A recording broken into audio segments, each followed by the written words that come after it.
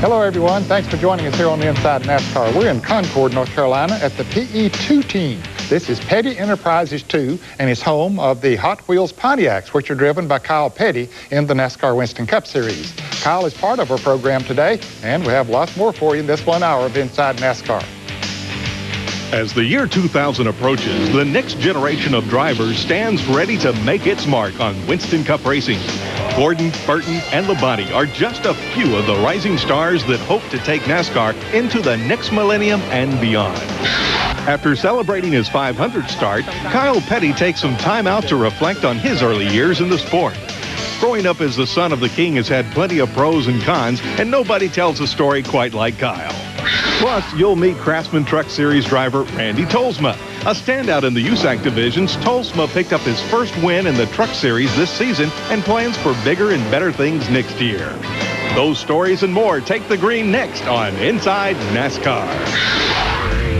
Inside NASCAR is brought to you by Miller Lite, who reminds you that anything can happen at Miller time.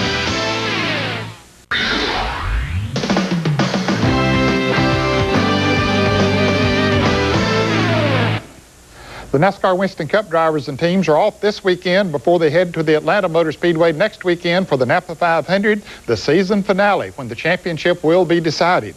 Last weekend, they were at the Phoenix International Raceway in Phoenix, Arizona for the running of the Duralube 500K. Dale Jarrett came home the winner for the 7th time in 1997. Jeff Gordon had problems, so the points race has tightened up going into Atlanta. That's right, Ned. The points battle really has tightened up heading to Atlanta. Good afternoon, everybody, and thanks for making Inside NASCAR a part of your Saturday. We're down to one race left for each series in the 97 season. Tomorrow, the Busch and Truck Series conclude their years, while the Winston Cup gang finishes up next week in Atlanta. And just like last year, 3 drivers will have a shot at the title: Jeff Gordon, Dale Jarrett, and Mark Martin. Last year, it was Gordon, Jarrett, and Terry Labonte, and as you know, Labonte went on to win the championship. There's little drama left in the other 2 divisions. Randy LaJoie wrapped up the Busch Crown 2 weeks ago at Rockingham, while Jack Sprague simply needs to start tomorrow's race in Las Vegas to win the title. How is Sprague where he is? Well, for the answer to that, as well as the rest of the news from Phoenix, let's look back at last week's action. In Sunday's Duralube 500, Bobby Hamilton was on the pole, fresh off his win at Rockingham 2 weeks ago. His only other win came at Phoenix in last year's Duralube 500. It was a rough start for Martin, who came in second in points. After starting 14th, Martin had slipped back to 22nd when Jeremy Mayfield went around him in the first few laps. He would overcome close calls with Ricky Rudd and Hut Strickland to finish 6th. Just missed the setup, handling bad, and we didn't get it great. We just got it better and pedaled as hard as we could go. It must have been like deja vu for Hamilton at PIR as he dominated the early stages on the way to building a 3.7-second lead. He wound up leading 91 laps, second most on the day, before finally finishing 3rd, his 6th top 5 of the season.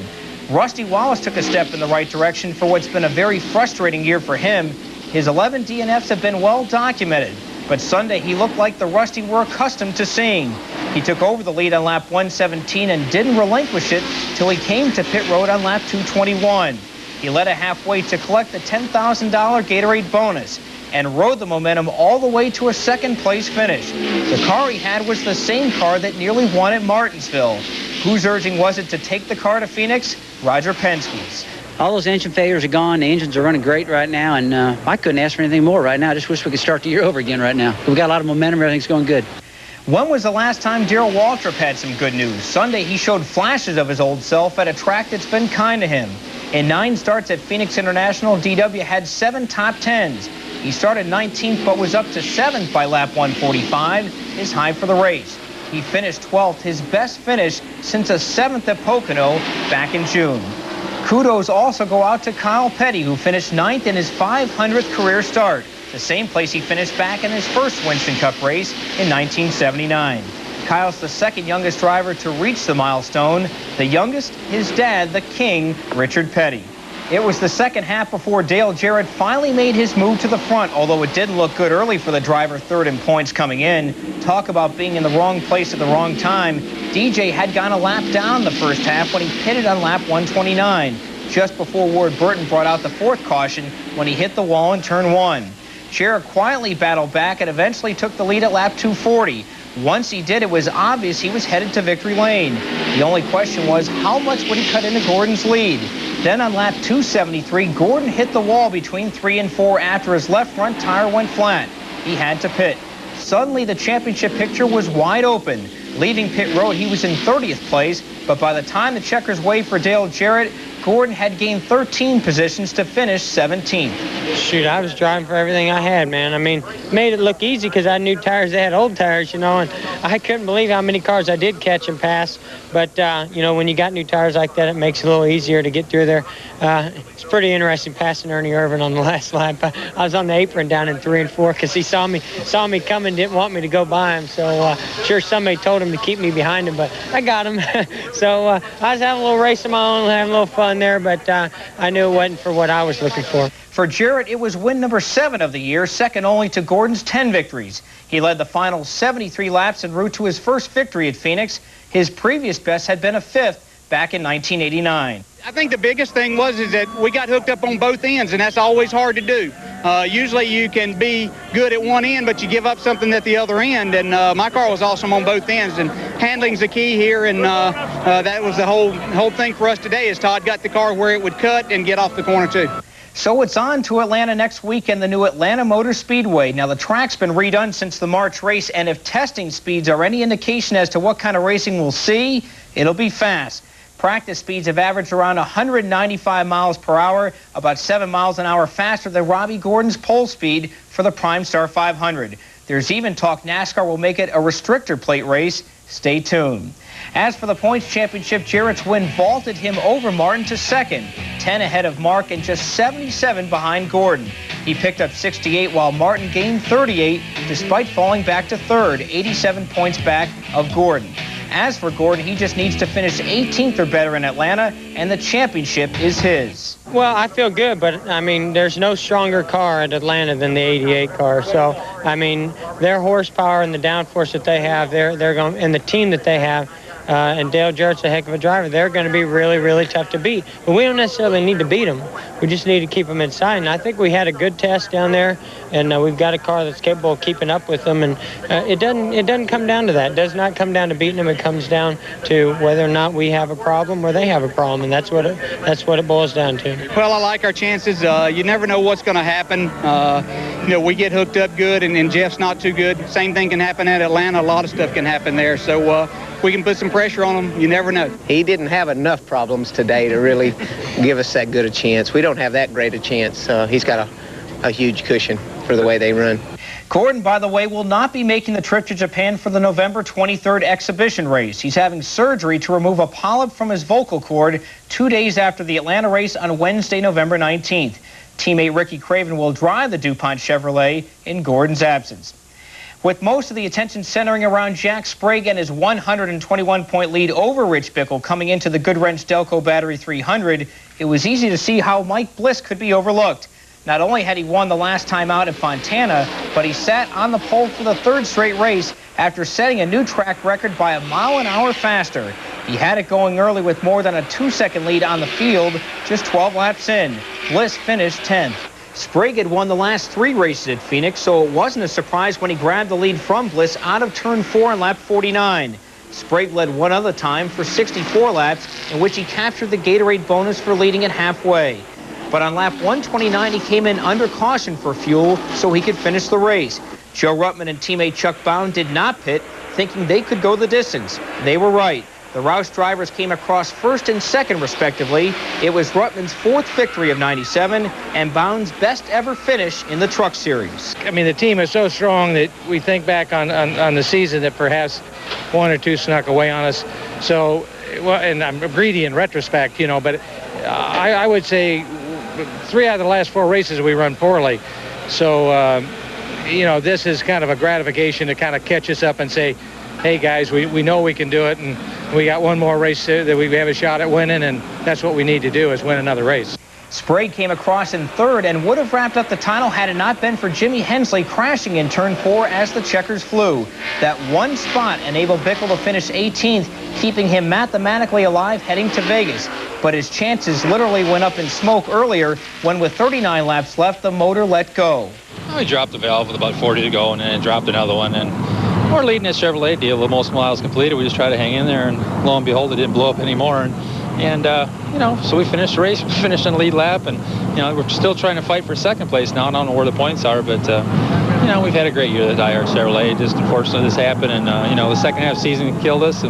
But they say you got to lose one before you win one. Yeah, I'm kind of glad it's going to Vegas because Jimmy Johnson, I tell you what, he's been awesome to me. You know, I'd drive for Rick Hendrick, but Jimmy Johnson deals with me, and he's been awesome to me, and Papa Joe Hendrick and everybody there. But we'd already planned it if we got it there that we were going to have one heck of a time Sunday night. So I'm kind of glad it's going to there because we're going to have a good time Sunday night.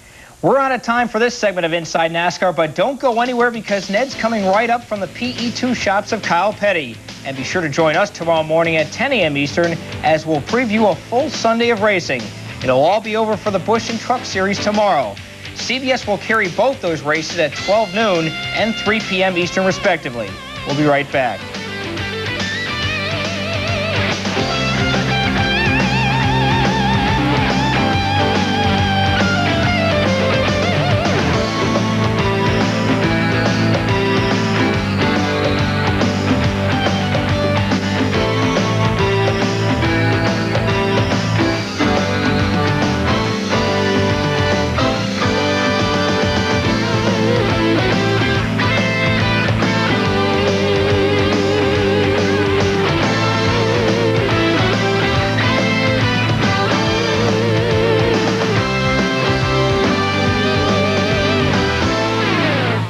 About the time it takes to tell you about the World Championship Pit Crew competition. A NASCAR team has changed 4 tires and filled it full of gas.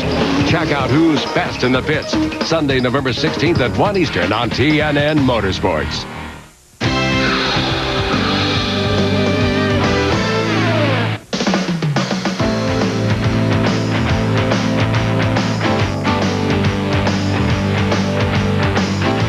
Petty Enterprises 2 in Concord, North Carolina, home of the Hot Wheels Pontiacs, which are driven by Kyle Petty in the NASCAR Winston Cup Series. When Kyle started his driving career about 18 years ago, he had a very promising future. He had a good name, of course, the Petty name. He had good looks, and he had a lot of talent and good equipment, and Kyle has done okay over the years. Now there's a new generation of drivers coming along that have similar characteristics. Some of them might have a little bit more experience than Kyle had. He went directly into NASCAR Winston Cup racing, and some of those who make up a new generation of drivers have experience in other series. Stephanie Boyd-Durner has that story. They're young, they're slick, they're polished, and they're the hottest new drivers in Winston Cup racing. Each in NASCAR's top division only 5 years or less, Jeff Gordon, Jeff Burton, and Bobby Labonte are but a glimpse of the future of stock car racing. Gone are the days of barroom-type brawls. Enter the days of the boy next door.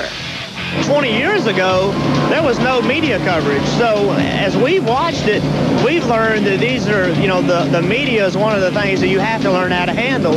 I think a lot of those guys learned that they had to handle the media while it was going on. So that made it harder for them.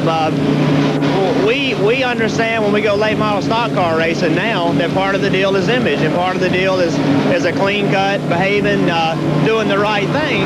And the advantage that we have in our sport over every other sport is that we have sponsors that make us act straight. A lot of the other guys, they don't have to.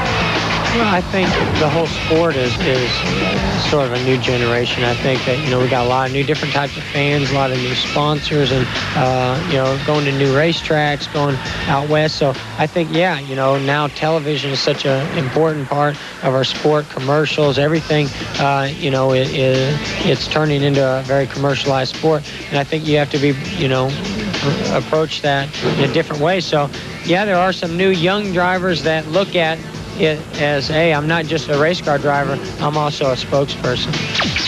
None of these drivers walk through here unescorted anymore. They got a PR guy right by their side saying, ho, ho, ho, no, don't go there. I never had that. I went there, loved every minute of it, gonna go there again if I can. Waltrip is one of the dying breed in NASCAR. True characters whose personalities were totally unpredictable. But the image of the drivers isn't the only thing that's changed. Gone, too, are some of the classic on-track duels that made the sport what it is today. The cars are so much more precise than they were 10 years ago. We used to slide into each other. We couldn't help it. The cars just didn't drive that good. and they didn't stick that well. So you went in the corner under a guy, you slid into him, knocked him up in the fence, you went on. He knew you were going to do it, and they knew you were going to do it. So that's part of it. The cars are certainly a lot, I'm going to say, easier to drive. Even though they're faster, they're easier to drive. You have power steering, and the tires grip a lot tighter than they ever have before. So those are things that help a driver today be a little more precise in his driving style. Today, the driver is a small element compared to what he was 20 years ago. The drivers in my era, we carried the cars. Get them close, we'll make up the difference. Today, it's just the opposite. The driver doesn't make up anything. The car's got to be perfect for him to win. Whether it's car or driver, unlike some of the veterans, these guys are winning. But even when they beat the guys who have paved the way for their success, one thing the new generation of drivers still has is respect for its elders. We're kind of sandwiched between Dale Earnhardt and Bill Elliott right now in points, and we get to park beside them every week. And those guys I watched when I was growing up and when I started racing. And, hopefully in years to come when I'm to that point of age where they're at right now, and some guys are coming up that have watched us race for a long time, I hope it's a deal where Bill and Dale and people like that are setting platforms for us to go on, and then hopefully we'll be able to do that to the next guy, So I think it's important what they're doing, and hopefully it'll be equally as important what we're going to do later on. Without Dale Earnhardt and people like that, Richard Petty obviously, and Mark Martin, and all the guys that have put a lot of effort into making this sport better, we wouldn't have the opportunity. We'd be making a third of the money we make now. We'd have way less sponsors. We'd have way less fans. Those guys have made it possible to do what we're doing right now. We have to, together, make it for the next group to be better.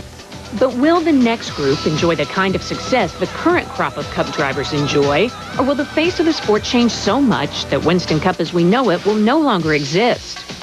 Well, these young guns know that maintaining the tradition is largely in their hands, and that it's up to them if they want to help carry NASCAR into the next century. There's young guys come along all the time that, might take our place. So, you can't ever take anything for granted, and never stop working hard and working with that team. And, as a team, I think, we can do that. And if all of us, work together, we can do it. But none of us are going to do it by ourselves.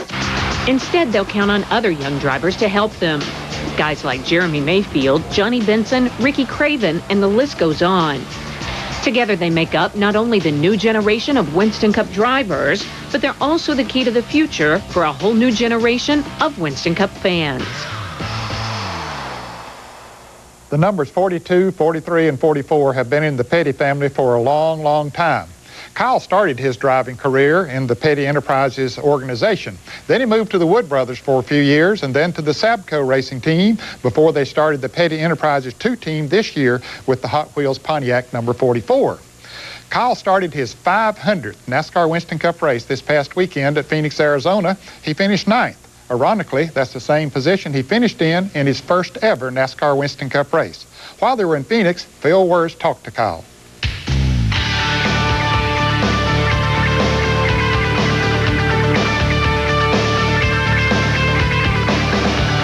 Do you see yourself as one of the elder statesmen of NASCAR now? It's tough at 37 to see yourself as an elder statesman. But yeah, I talk sometimes. I find myself talking to Ricky Craven and to some of these guys that have just come in the last 2 or 3 years or 3 or 4 years in the Winston Cup, and talking about how things used to be in the 70s and 80s, and I'm thinking, man, I've been here a long time, But yeah, to a large degree, yeah. Even though I am 37 years old and there's guys out there that are older than me, I have been here forever, and I drove the big cars when they run the big Oldsmobiles and the big Buicks and stuff like that. I drove the old Chryslers, So I'm like, I was at the tail end of that stage of Winston Cup racing of the 70s when Earnhardt and those guys started. I was at the tail end of that, and then went into the small cars and some of the other stuff. So, elder statesman, I'm not sure about that, but I'm getting a little long in the tooth, maybe. And Kyle joined some pretty prestigious company with his 500th career Winston Cup start. The only other active drivers to do it, Dave Marcus, Darrell Waltrip, Ricky Rudd, Dale Earnhardt, Terry Labonte, and Bill Elliott. It was at Richmond where my father had won just 10 million races. He'd won everything up there for a while. So we run up there, and they had the big wreck on the last lap with Dale Earnhardt and Darrell Waltrip going into turn 3. And it took out 2 or 3 other people, and I really wasn't paying attention. I was just trying to dodge my way through the wreck.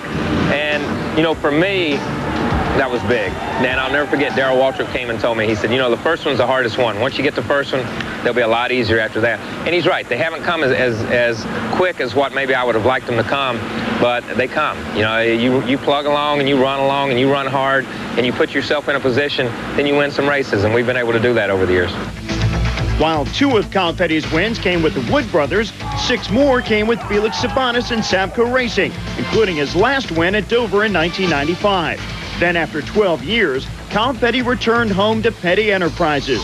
And while his departure from Sabanes was admittedly not a smooth one, Petty knew it was time to make the move.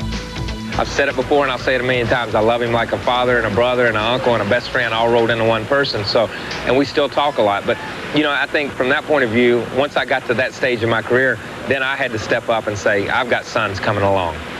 Do they want to be race car drivers? And if they do, am I going to have a place for them? My father obviously had his own team, so he had a place for me. I'm driving for other people. I had no place for my kids or for my family. So it was time for me to go back home and try to establish a foundation there and a business there. I feel real proud of it. You know, it's a situation where he came in and everything looked like good circumstances, but they really wasn't because we was on the other end of the deal. And, you know, he's been to 2 or 3 different car owners and stuff, and things have been up and down for those particular teams, too, no matter who was driving. And it's kind of a deal that he's a survivor. And, you know, I feel real proud about that part of it. There's pros and cons, you know, pluses and minuses to being Richard Petty or Lee Petty's grandson or Richard Petty's son as far as that goes. But I think the positives far outweigh the negatives. And like I always told him, I'd a whole lot rather be compared to Richard Petty than anybody else in the garage area. So, you know, if you want to compare me in any way, shape, or form, then I'll take that. In a family like the Pettys, Kyle knew racing would be his life. He's been a part of Winston Cup racing since 1979. He's been a part of the sport's massive growth, and in the process has left his own mark and has made his own name for himself, both on and off the track. He's one of the most admired and most outspoken drivers in the garage area, and at 37 years old, Kyle Petty realizes his place in NASCAR. Looking back on it, would you have done it any other way, though? No. Would I have done it any other way? I wouldn't change anything about my career. I'm going to tell you, you know, people say, well, you've only won 7 or 8 races. So, you know what I mean? I've had a great time doing this. You know what I mean? If I don't win another race, I'm still having a good time. Somebody asked me yesterday after the thing, you know, how long are you going to drive? And I give you the same answer that 90% of all race car drivers give you, until it's not fun anymore. You know, when I get in a car and it's not fun and I'm not having a good time, I'm not going to drive anymore. That's how simple that is. And I don't know when that'll be. But, you know, I think from that point of view, looking at, you know, where I've come from and where I'm going and where things are going to be, then I'm having a good time doing this and I'm going to be here for a while. You know, Kyle Petty is a great race driver, but another thing that I like about him is the fact that he doesn't mince words. He says it just exactly like he thinks it is. Whether it's for him or against him, doesn't matter. And I appreciate that. Well, we'll be back with Claire B. Lang, an Illustrated Insider. A little later on, we'll have a story on Randy Tolsma, Buster Altson, and lots more on this edition of Inside NASCAR, so don't go away. We went to Bakersfield, and that night I called the owner and I said, we have an opportunity to go win this race. And he said, you know, really, do you believe that? And I said, this is the first time I really believe I can go win the race. That's how good the truck is. And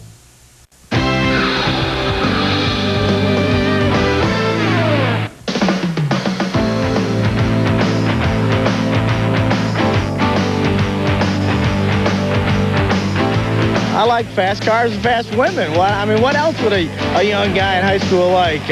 Actually, I was pretty shy. You know, I was. I didn't like fast women. I liked cars back then. I was kind of into the car thing, and I still am. You know, man, back in high school, just a motorhead. All I cared about was racing. Had hair down about here. Just a maniac. Had a lot of fun, though. You seem like you'd be the computer kind of guy. Me? I don't even know how to turn one of those things on, man. I don't know nothing about it. Don't care nothing about it. I hire people to do that for me. Joe, tell us what you were like back in high school. What's that? Tell us what you were like back in high school. I don't know if I should. He got kicked out. He got kicked out? Yeah. No, I wasn't bad. I never got kicked out of school. Never got suspended, nothing like that. We used to have fun now, I can guarantee you that. What kind of fun, Joe? Oh. I had a good group of guys, you know, our gang or clique or whatever you want to call it, and I hung around. Study group. Good study group. Yeah, we used to have a lot of fun. Hit a lot of parties, and we were always going. He's got you beat, John. Yeah, well, you know, my grades were real good in high school, and I want everybody to know that, too, you know. And I don't believe he's telling the right stuff here. Yeah, you need to tell the right stuff. I had good grades, too, and I was gone all the time. I went to college, too. So did I. Did you? Yeah. I graduated on Dean's List. Oh, on the Dean's List? Yeah. It's pretty good. Pretty impressive, huh? Pretty impressive. Yeah, I thought so. That's why I said it. Yeah. Not true, though. Yeah, it is. Is it? Oh, yeah. Kirby Lang has a different perspective on things that goes on in NASCAR Winston Cup racing. Always something interesting. So let's see what she has in store for us this week on Illustrated Insider.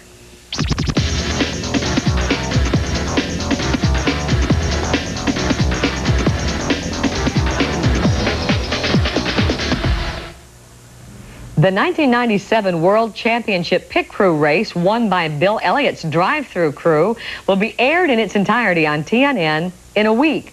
But here's an insider's behind-the-scenes look at the competition, which was held recently in Rockingham, North Carolina. The officials carefully monitored the timing as the pit crews battled for pride and prize money. His Rainbow Warriors had fallen out of first place, but the insider caught Jeff Gordon, minus any DuPont entourage, hanging out with the crews from various teams as he watched the various teams battle it out from behind the pit wall. Goodwrench's Larry McReynolds wins the Insider's Crew Chief Most Involved in the Competition award. Watch as he gets behind his crew's every move, and then, dang, the agony of defeat. A piece of race equipment? No, a specially designed floating camera used to cover the pit crew competition by TNN cameras. The competition will be aired in its entirety on Sunday, November 16th at 1 p.m. Eastern Time and Sunday, November 23rd at 12 midnight. Petty race fans can now contact the King and the rest of the Petty family drivers via the internet at www.pettyracing.com. The King himself told the Insider about getting on the information superhighway. We're doing a web page deal to, like everybody else, to put ourselves out there, put racing out there, and help advertise our products and the whole deal, just like everything else. And it's www.pettyracing.com, right? I done did. Okay. All you race fans who've been emailing me about finding a good basic racing book, well, you may want to check out a newly published manual called The Insider's Guide to Stock Car Racing by Richard Huff. It's just been published by Bonus Books. It contains everything from team shop addresses to tracks to television coverage and team car and sponsorship information. Some really interesting stuff. The book will even tell you what driver generated the most on-air sponsor mentions of any Winston Cup team last year. It was Mark Martin with 12 hours and 40 minutes, worth $29.1 million of airtime for Valvoline. It also tells you that a car costs $75,000 without an engine. It's about $40,000 for parts and $35 grand for labor, and an engine costs an additional $40-some thousand. As the race for the championship moves on to Atlanta with Jeff Gordon in a slim points lead, the Insider has heard that Gordon's normally hectic race schedule of autograph signings, non-essential hospitality sessions, media interviews, and meet and greets, which normally take most of the day on Friday and Saturday before the race, as well as race morning, have been cleared completely for the Atlanta race, so he can concentrate only on the championship effort. The special Atlanta request was made to one of Gordon's PR people by Ray Evernham and Gordon as early as 2 weeks ago. Everybody else says business as usual in Atlanta. Ernie Irvin's come back to be featured in a major motion picture. Proposals have been made, but so far, nothing firm. Meanwhile, with the new Skittles deal, sponsors have asked if his daughter can appear on commercials with him. Irvin's given the thumbs up. Best of luck to your favorite driver in Atlanta. Stay tuned to Inside NASCAR for insider details you won't hear anywhere else. For Illustrated Insider, I'm Claire B. Lang. If you have ideas for the Illustrated Insider, you can email Claire B. Lang at insidercbl@aol.com. Or if you'd like to read more, you can find Claire's monthly column in Winston Cup Illustrated. Call 1-800-883-7323 to begin your subscription. The mailbox is coming up right after this break. A little later on in the program, a story on NASCAR Craftsman Truck Series driver Randy Tolsma, and a little later on, a story on NASCAR official Buster Alt. So you stay with us. 1997, an unforgettable year in the history of NASCAR. And now, race fans, when you order your 1997 NASCAR Winston Cup yearbook, you'll automatically be entered in the Book a Ride 8 Sweepstakes. You could win the grand prize, $5,000 in cash and 4 tickets to the Coca-Cola 600. Or you could be a weekly $1,000 winner, or win one of many other great prizes. Call 800-632-1100 and place your order now. To enter without a purchase, send a postcard with your name, address, and phone number to this address. You'll treasure this bonded leather coffee table collector's edition featuring great color photography of the entire 97 season. But hurry, only a limited number are available, and at only $39.95, they're sure to sell out. Entry deadline December 12th, so order your copy of the 97 NASCAR Winston Cup yearbook now. Christmas delivery and satisfaction are guaranteed. I like the publisher so much, I asked them to do one about my 25th year. Ask your operator about it. Congratulations to Ivan Fogarty from Garden Valley, Arizona, who was this week's winner in the Book a Ride Sweepstakes. Look for this brochure in your mailbox. You could be the next winner. The Inside NASCAR Mailbox is brought to you by Miller Lite. Our question today is from Diana Dirth from Clyde, Ohio. I want to know who decides how many cars are in each race. I notice some races have 40, 41, 42, or 43 cars in the field. Why? Diana, I'm Ray Hill, Busch Grand National Director. And to your question, the reason we start 42 cars at some tracks, they're bigger tracks. Some of the shorter tracks, we don't have room to accommodate that many cars, so we start a lesser number. And that's the reason some tracks start a shorter number than we do at the larger tracks. Thank you again for writing in, Diana. If you have a question for the Inside NASCAR mailbox, write to us at Inside NASCAR. Post Office Box 240-417, Charlotte, North Carolina 28224. If we use your question on the air, you'll receive this embroidered Miller Lite jacket, plus a cap and shirt from Chase Authentics, the authentic trackside apparel of NASCAR. Enter to win the Chase Authentics Fan Fantasy Sweepstakes. Win a trip for 2 to one of NASCAR's biggest races of 1998. Entry forms and complete rules in the Simply for Sports department of participating JCPenney stores. The NASCAR Craftsman Truck Series and the NASCAR Busch Series wind up their 1997 seasons on Sunday afternoon this weekend. The trucks will be in Las Vegas, Nevada, the Busch cars in Homestead, Florida. CBS Television will have both of those races live starting at 12 noon, and that'll be the Busch race in Florida. We'll be right back after this. Well, if we had an accident, say, and you're looking for oil or any debris or anything on the racetrack, you just got to make sure that there's nothing there. You know, if you'd say the racetrack's good and they go down turn 1 and crash, then it don't look good on you.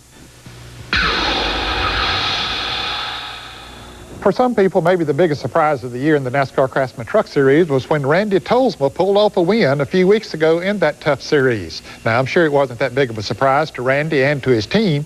He didn't luck into the race. He flat out beat them. Phil Wurst talked to him about that and his career. Hi, I'm Randy Tolsma from Meridian, Idaho, driver of the IWX Motor Freight Dole Fresh Fruit Chevrolet. Meet Randy Tolsma, one of the new hot talents on the NASCAR Craftsman Truck Series. Tolsma started his racing career back in Idaho at the age of 9, when his racing father brought home a go-kart. His love for the sport is probably what influenced me. I was real young. I mean, I went to my first race when I think I was 16 weeks old, so I was pretty young when he was racing, and he kind of retired a little bit. And you know, we raced road motorcycles and road snowmobiles, and everything we did was competitive. So, you know, about age 9, I was wanting to race something, and he brought home a go-kart for me. He thought that'd be the safest thing, and that's kind of where he learned, and so that's what I started to do. Tolsma's racing experience, from go-karts to midgets to the USAC Silver Crown Series, eventually took him to one of the meccas of motorsports, Indianapolis, where he passed his rookie test for the Indy 500 in 1996. But Tolsma's destiny was not in Indy cars. It was in the NASCAR Craftsman Truck Series. We'd been contacted to maybe run a few races, and that got our interest going, and that got Steve Coulter with IWX Motor Freight's interest, and he said, hey, that truck program's obviously great for me because of the trucking industry that he is in, and you know, we'll add one more truck driver to our fleet of truck drivers, and we'll go racing. And so it gave Tiffany and myself that opportunity to begin building a team. But high hopes turned to tough times for Tolsma. Missed races and poor finishes wore on the accomplished driver. Sponsorship was on the brink of disappearing, and Tolsma was left searching for answers he thought he'd never find. Did your confidence take a major hit when some of that adversity started happening? I don't think any driver has that much confidence that he can go through that with it not affecting you. We kind of, I began believing it was all me. I was the weak link in the system, obviously. We had good crew chiefs. We had, what we felt like were good motors, and Steve had given me the utmost in equipment. And so, what's lacking? Randy Tolsma's truck experience. So, and people begin to tell you, well, you're doing this wrong, you're doing that wrong. So you begin to believe it. And I don't care what confidence level you carry, that you listen to the people around you. And I'm lucky I have a supported wife and family that says, no, you can do this. And I was lucky enough to have Steve Coulter as an owner that was that supportive to say, hey, I believe in you. We just got to get some bugs worked out.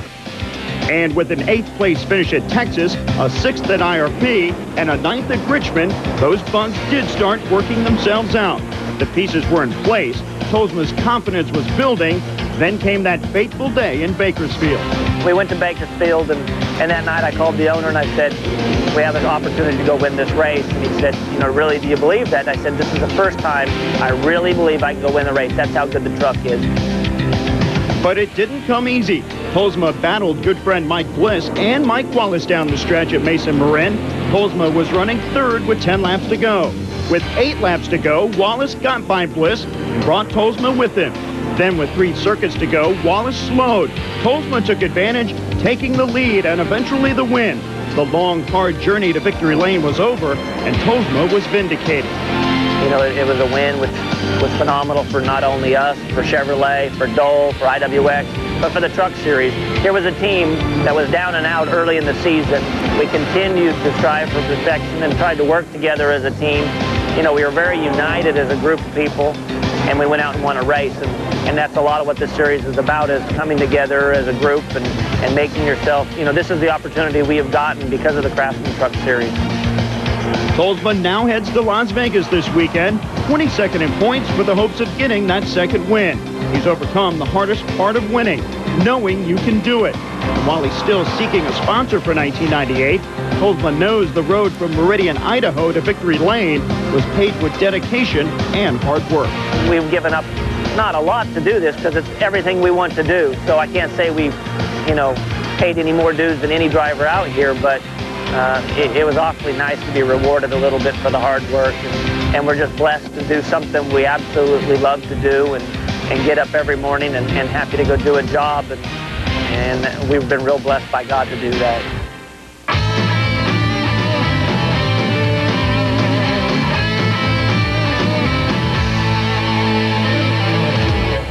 In 1984, Ned Jarrett ran 3 Winston Cup races, another in 86, 24 in 87.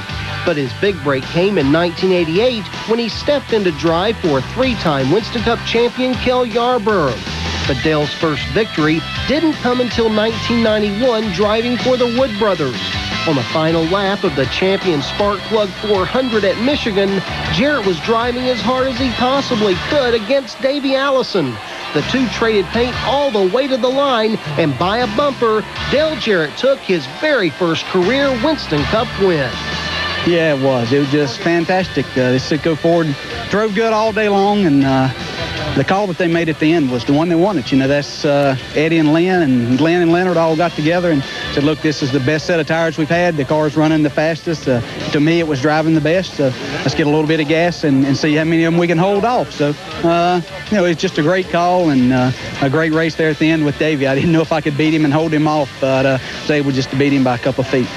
Another driver who has really made a name for himself lately is Jack Sprague. All he has to do is start the season finale in Las Vegas, and he will win the 1997 NASCAR Craftsman Truck Series title. But it was just a few short years ago that Sprague was a struggling Busch Grand National driver with the Bill Bumgardner Staff America team. Since that time, Base Motorsports, led by Bumgardner, has won 3 Busch Grand National Championships with Johnny Benson in '95 and Randy LaJoie the last 2 seasons with sponsor FINA. Years from now, when other riders backtrack through racing history, The names Dale Jarrett and Jack Sprague will be remembered for their winning ways, their championship pursuits, and their drives to be the best. The curtain closes next week on another successful NASCAR season with the running of the Napa 500 NASCAR Winston Cup race at the Atlanta Motor Speedway. Of course, the championship will be decided in that event, and we'll be there. Let's take a look at what we have for you right here on TNN next week on Inside NASCAR. We'll rewind the clock and take a look back at the NASCAR Busch and Craftsman Truck Series seasons. Both divisions had great points battles and plenty of first-time winners going to victory lane. The champs and the challengers give their report cards for the season. And while those divisions wrap things up, the Winston Cup gang prepares to crown its own champion. We'll preview the Napa 500 as the Atlanta Motor Speedway shows off its new look and Dale Jarrett tries to beat Jeff Gordon to the title. All that and more next week on Inside NASCAR. When former driver and longtime NASCAR pace car driver Elmo Langley died of heart failure a year ago when the NASCAR Winston Cup teams were in Japan, NASCAR didn't have to look far for a replacement as a pace car driver. They chose Buster Altson. Buster had been a longtime official of NASCAR, and he is the subject of this week's Inside NASCAR Profile. I'm Buster Altson from Conover, North Carolina. I'm married, got 2 kids, and I just been working for NASCAR since 1975. When we get here, I'm just a techno inspector like everybody else, doing body templates and measurements and stuff like that. Then if it's raining, I get in the pace car and help the blowers or dryers get the racetrack ready. I check the racetrack out every morning to make sure we're ready for practice. And then I just drive it during the races. I started in the late model sportsman's where I started. And then when the late model sportsman went to the Busch Series, and then when Harold Kinder retired, I came to the Winston Cup. And it's been a lot of challenges. To me, the challenge was taking the pace car, being the ace guy, I guess you'd say, in one sense. But you got a lot of responsibility. Now I'm getting a little easier with it. But, you know, you got to make sure the racetrack's ready. You try to make sure you don't make a bad call or something, because a bad call because a big wreck. You know, and you try not to do that. And I guess that was my biggest challenge. I never expected it at all. It got me by surprise, too. All I want to do is whatever they ask me to do. I've worked for them, and they've been good to me, and I'm trying to return my favor to them. And whatever they ask me to do, I try to do. I enjoy being around people and trying to get along with them and just do our job. It's a lot of fun sometimes it's not. But we all got a job to do, and we just try to make it a fun job. Well, our time's up for today. Hope you enjoyed the show. Our thanks to all the folks here at the Hot Wheels Racing team for allowing us to show you around their facility. You join us again here on TNN for more on Inside NASCAR. Inside NASCAR has been brought to you by Miller Lite, who reminds you that anything can happen at Miller time. The 1998 Team Simpson Racing Catalog is now available. For information, call 800-71-RACIN or visit the website at SimpsonRaceProducts.com and join Team Simpson today. Ground transportation provided by Glavelle, the official van conversion company of NASCAR.